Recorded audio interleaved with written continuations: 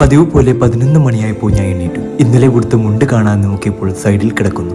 അങ്ങനെ അതും ഉടുത്തുകൊണ്ട് ഞാൻ കുളിക്കാൻ കയറി. കുളിച്ച് ഫ്രഷായി തിരിച്ചിറങ്ങി താഴേക്ക് പോയി. താഴെ ചെന്നപ്പോൾ അമ്മ ചോറ് നീട്ടി എന്ന് പറഞ്ഞു. കഴിച്ചു കഴിഞ്ഞ് കൈ കഴുകിയതിനു ശേഷം ഞാൻ അമ്മയുടെ അടുത്തോട്ട് പോയി ഒരു 50 രൂപ ചോദിച്ചു. അമ്മ അപ്പോൾ തന്നെ മറുപടി തന്നു. അവിടുന്ന് ഞാൻ റൂട്ട് തിരിച്ച് എന്റെ പ്രൊഡ്യൂസറിന്റെ അടുത്തേക്ക് വന്നു. പതിവ് പോലെ പത്രം വായിക്കുകയായിരുന്നു അച്ഛൻ. രണ്ടും കൽപ്പിച്ച് ഞാൻ അച്ഛൻ്റെ അടുത്ത് ഒരു 50 രൂപ ചോദിച്ചു. അച്ഛൻ അപ്പോൾ ചെറു പുഞ്ചിരിയോടെ എണ്ണീറ്റ് നിന്ന് മുണ്ട് പൊക്കി ഒരു കാണിപ്പ് കാണിച്ചു. പൈസ കിട്ടത്തില്ലെന്ന് മനസ്സിലായപ്പോൾ ഞാൻ വേറൊരു ഐഡിയ ഉപയോഗിച്ചു. അതിൽ ഞാൻ എക്സ്പേർട്ട് ആയതുകൊണ്ട് ആരും പൊക്കിയില്ല. അപ്പോൾ തന്നെ എന്റെ ജോലിയും കൂലിയും ഇല്ലാത്ത കൂട്ടുകാരൻ എന്നെ വിളിക്കാൻ വന്നു.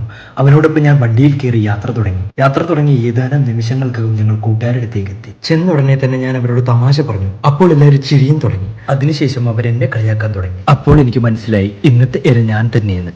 അവരെന്നെ വട്ടത്തിലും ത്രികോണത്തിലും വരെ ഊക്കാൻ തുടങ്ങി. ഈ ഊക്കിൽ നിന്ന് രക്ഷപ്പെടാൻ ഞാൻ ഒരു ഐഡിയ പ്രയോഗിച്ചു. നമുക്കെല്ലാവർക്കും കൂടി ഒരു വെള്ളം കുടിക്കാൻ പോയാലോ? പറഞ്ഞ ഉടനെ തന്നെ ചാടി വീണു. കാരണം എന്റെ പൈസയല്ലേ പോകുന്നത്.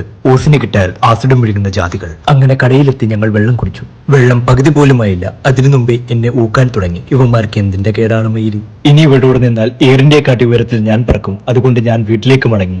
അല്പം വൈകിയെങ്കിലും ഞാൻ വീട്ടിലെത്തിയപ്പോഴത്തേക്കിനും നല്ല ക്ഷീണം. ഒന്ന് കിടക്കാമെന്ന് വിചാരിച്ചു. അങ്ങനെ ഞാൻ എന്റെ ലൈറ്റിന്റെ സ്വിച്ച് അണച്ചു. അപ്പോഴാണ് ഞാൻ ഒരു കാര്യം മറന്നത്. Naughty America. വിദേശത്ത് പോകാതെ എന്തുറക്കം.